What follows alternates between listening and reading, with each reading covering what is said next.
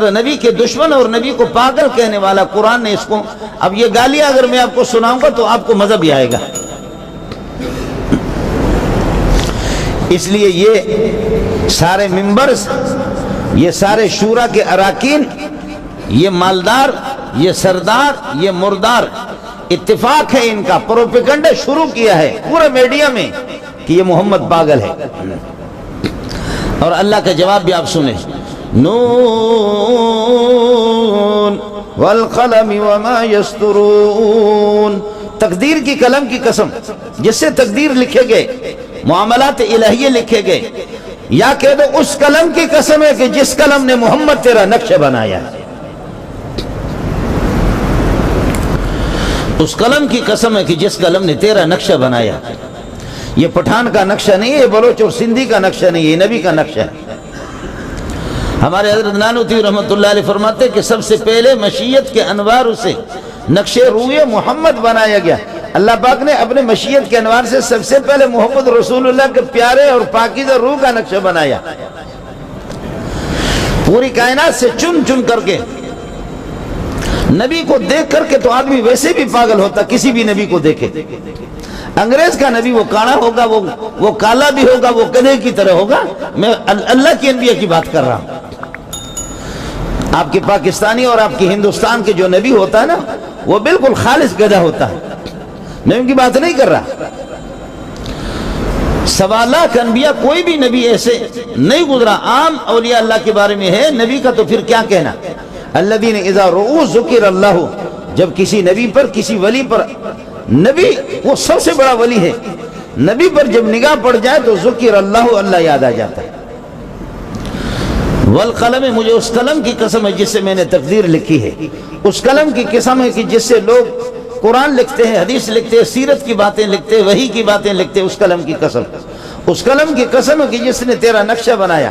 وما یسطرون، اور اس نقشے کی قسم، ان تحریروں کی قسم جس کو فرشتے لکھتے ہیں اور لوگ لکھتے ہیں، اللہ کی دین کی باتیں لکھتے ہیں، ان کی قلم، اس قلم کی قسم، تقدیر والی قسم، اور آپ کی شکل و صورت جس قلم نے بنایا اس کی قسم، اس تحریر کی قسم۔ ما انت بنعمت ربک بمجنون، آپ اللہ کی فضل و کرم سے، اللہ کی انعام اور نعمت کی سبب سے آپ پاگل نہیں ہے، پاگل کہنے والے خود پاگل ہے۔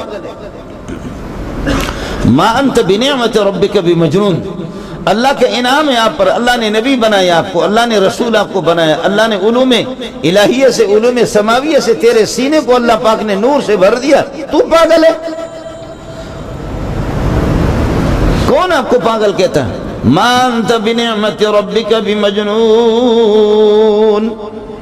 میرا احسان اور انعام ہے آپ پر، نعمت ہے کہ نبی بھی بنایا آپ کو، رسول بھی بنایا، قرآن آپ پر اتارا، آپ کی زبان سے جو کچھ نکلتا ہے وہ موتیاں نکلتی ہیں، آپ مجنون نہیں ہیں۔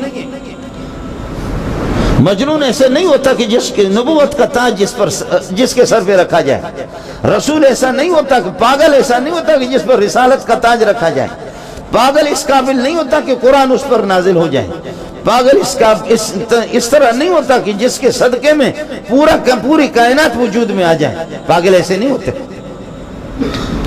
ما انت بنعمت ربک بمجنون وان لک لاجرا غیر ممنون، باقی آپ کی ان تکلیفوں پر، ان اذیتوں پر آپ کے لیے اتنا ثواب میں لکھ رہا ہوں کہ غیر ممنون غیر منقوص، یہ تھوڑا ثواب بھی نہیں ہے، غیر مقتون، یہ ثواب کا سلسلہ کٹے گا نہیں قیامت تک۔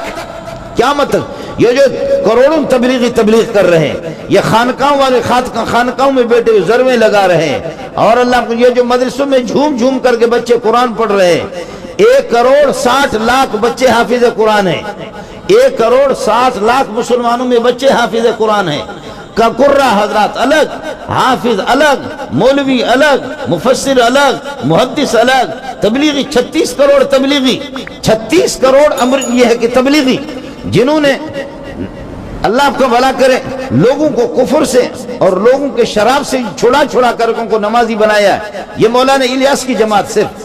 وَإِنَّ لَكَ لَأَجْرًا غَيْرَ مَمْنُونَ، آپ کے لیے جن مصیبتوں کو، جن اذیتوں کو، جن تکلیفوں کو آپ برداشت کر رہے ہیں، اس پر آپ کے لیے اتنا اجر و ثواب ہے کہ غیر مقتون، کبھی یہ سلسلہ بند ہی نہیں ہوگا، جھوم جھوم کر کے کروڑوں اربوں حافظ جو جتنے چلے گئے دنیا سے، جتنے ہیں، جتنے آئیں گے، جتنے مولوی، جتنے پڑھ رہے، جتنے تبلیغی تہجد میں اٹھ اٹھ کر کے رو رہے ہیں، یہ سارا کا سارا ثواب محمد کو ملے گا۔ یہ قیامت تک یہ سلسلہ رہے گا۔ ان لک لاجرا علی الشدائد التي تتلقاها، جن مصیبتوں کو آپ، جن اذیتوں کو برداشت کر رہے ہیں، قیامت تک آپ کا سلسلہ جاری رہے گا۔ آپ کے ثواب کو کوئی کمپیوٹر گن نہیں سکتا۔ وَإِنَّ لَكَ لَأَجْرًا غَيْرَ مَمْنُونَ وَإِنَّكَ لَعَلَىٰ خُلُقٍ عَظِيمٍ۔ ہم لوگ مدرسے میں پڑھتے پڑھاتے ہیں، آپ لوگ تو ماشاءاللہ کاروبار والے لوگ ہیں، آپ کو بات سمجھانا مشکل ہے۔ جب چھت پر آپ چڑھیں گے نا، چھت پر جب آپ جوتیوں سمجھ چڑھیں گے، چھت پر آپ اوپر ہوں گے، آپ کے قدم اوپر ہوں گے، چھت نیچے ہوں گے، تو میں کہوں گا کہ اللہ بکر زید علی السطح، علی زید علی السطح، زید چھت کے اوپر ہے، زید چھت کے اوپر ہے، زید کے پاؤں چھت کے اوپر ہے، زید کے جوتے چھت کے اوپر ہے، اور چھت نیچے ہے، چھت نیچے ہے، زید اوپر ہے۔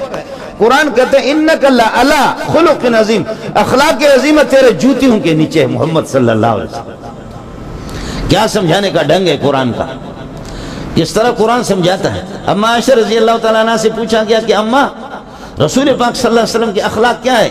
اما جی نے فرمایا کہ آپ قرآن پڑھتے نہیں ہو، قرآن پڑھ کر کے دیکھو، کان خلقہ القرآن، آپ کے اخلاق قرآن کے مطابق آپ کے اخلاق تھے۔ بلکہ آپ یہ کہہ دو کہ آپ کی طبیعت اور آپ کا مزاج قرآنی تھا، آپ کا مزاج اور آپ کی طبیعت، آپ کا کوئی بھی عمل ہوتا وہ قرآن کے مطابق ہوتا، قرآن سے آگے نہیں۔ حضرت عمر کے ایک وہ تھے، خادم تھے، حر بن قیس، بخاری کی روایت آپ کو بتا رہا ہوں۔ حر بن قیس کو قرب حاصل تھا، حضرت عمر اپنے شورا میں حافظ حضرات کو بٹھاتے تھے، قرہ کو بٹھاتے تھے، حافظون۔ اب دعا کیجئے کہ آپ کے وہ آرمی چیف، پتہ نہیں کیا کہتے ہیں آرمی چیف، وہ آرمی چیف بھی آپ کا حافظ ہو گیا۔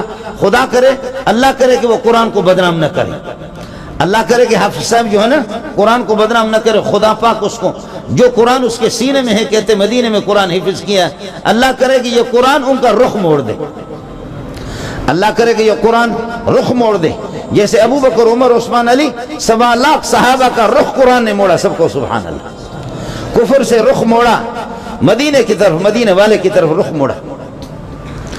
ایسا رخ ان کا مڑ گیا کہ ایک دفعہ جب محمد کو دیکھا تو زندگی میں پھر رخ موڑ کر کے کسی اور کو دیکھا بھی نہیں۔